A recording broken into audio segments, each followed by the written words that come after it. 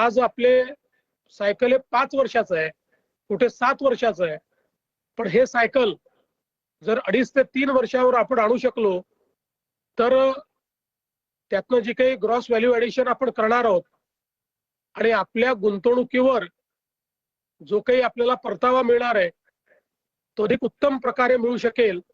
आणि म्हणून पुढच्या काळात आपल्या प्रकल्पांचं नियोजन करताना ते 2.5 ते 3 वर्षात कसे संपतील आणि त्याकरता मुख्यत्वे करून युटिलिटीज असतात, त्या ठिकाणच्या अडचणी असतात, या सगळ्या पहिल्यांदा अकाउंट फॉर कशा करता येतील याचा विचार देखील आपल्याला करावा लागेल।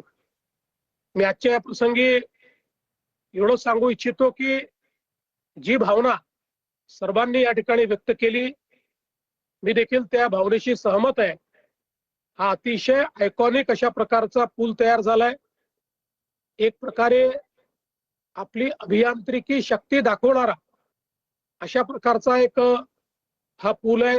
त्याचं जे एकात्मिक डिझाईन आहे ते निश्चितपणे आधुनिकतेला शोभेचं अशा प्रकारचं डिझाईन आहे आणि म्हणून या एकात्मिक दुमजली पुलाला स्वर्गीय अजितदादांचं नाव देण्यात यावं अशा प्रकारची जी सर्वांची मागणी आहे, मी देखील त्याच्याशी सहमत आहे आणि निश्चितपणे आपण तशा प्रकारचा निर्णय घेऊ। मी पुन्हा एकदा पीएमआरडीएचं मनापासून अभिनंदन करतो। पीएमआरडीएने गेल्या काही काळामध्ये अनेक उत्तम कामं या ठिकाणी केलेली आहेत आणि निश्चितपणे पुढच्या काळामध्ये पीएमआरडीएचा रोल अतिशय महत्त्वाचा ठरणार आहे।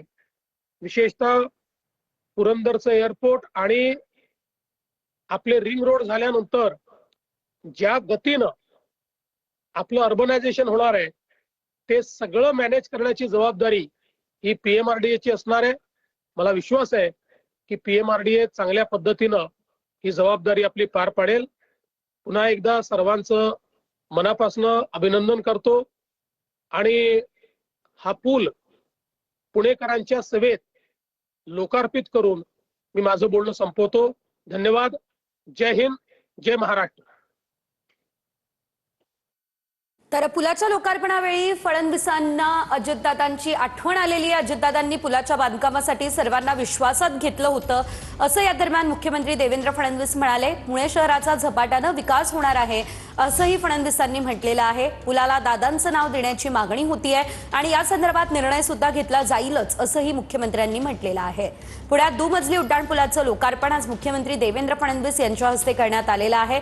मुरलीधर मोहोळ या ठिकाणी उपस्थित आहेत। उपमुख्यमंत्री सुनेत्रा पवार, उपमुख्यमंत्री एकनाथ शिंदे देखील या ठिकाणी उपस्थित आहेत।